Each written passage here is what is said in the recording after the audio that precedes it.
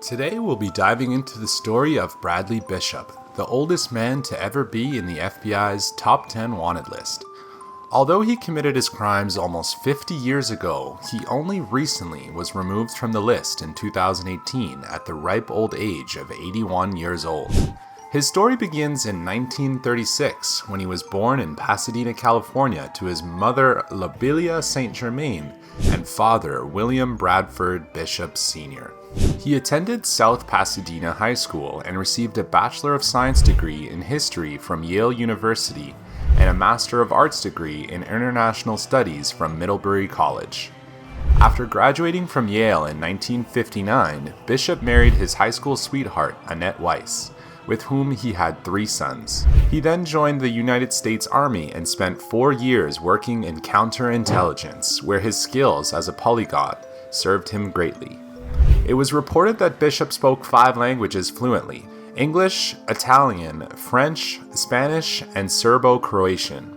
After leaving the Army, Bishop joined the U.S. State Department and served in the Foreign Service in many postings overseas, Milan and Florence from 1968 to 1972. He also served in Africa, including posts in Ethiopia and Botswana, from 1972 to 1974. However, in 1976, the State Department was stingy with promotions, and Bishop did not get the promotion he felt he had worked for. Despite reassurances from colleagues that most of them also failed to get promoted, he took it with less than typical fortitude.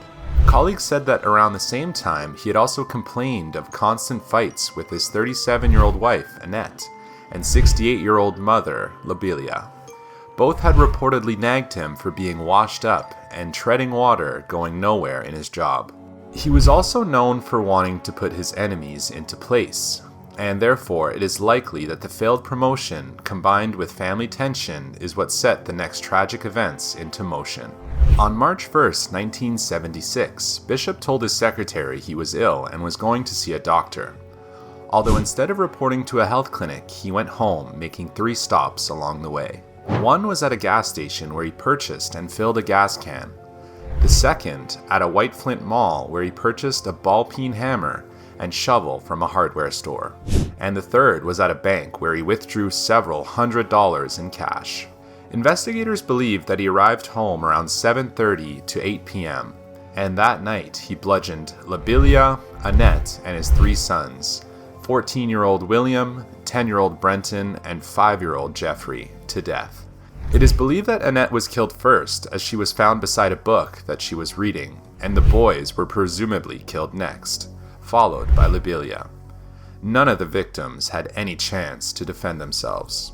Following the murders, Bishop took an all-night drive to Columbia, North Carolina, where he dug a shallow fire pit in a dense area of woods, piled the bodies into it, doused them with gasoline, and set them on fire.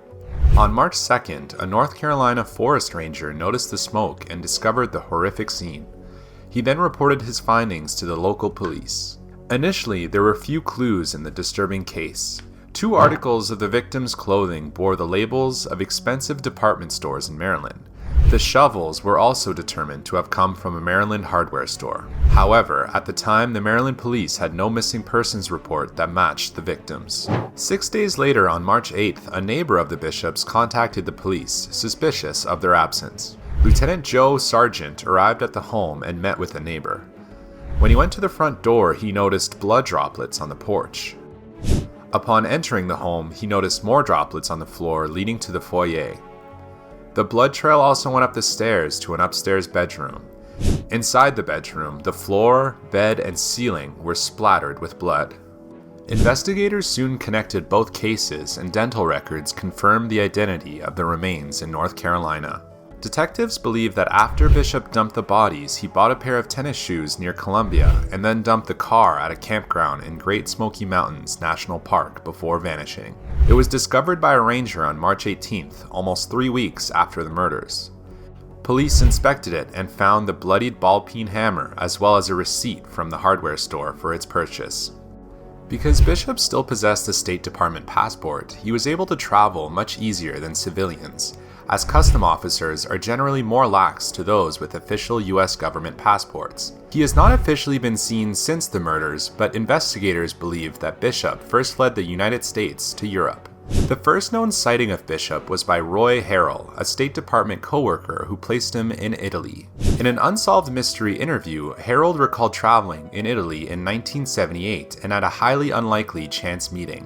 While in the city of Sorrento, he was in the men's bathroom when he saw a bearded, haggard man wearing a soft cotton sports coat. At closer glance, he realized it was Bishop and confronted him, asking him to travel with him to Sorrento and Rome to surrender to the Italian police. Bishop panicked at this improbable reunion and then ran when Harrell suggested surrendering to the authorities. Other notable sightings include those of a Swedish woman who said she had collaborated with Bishop while on a business trip in Ethiopia.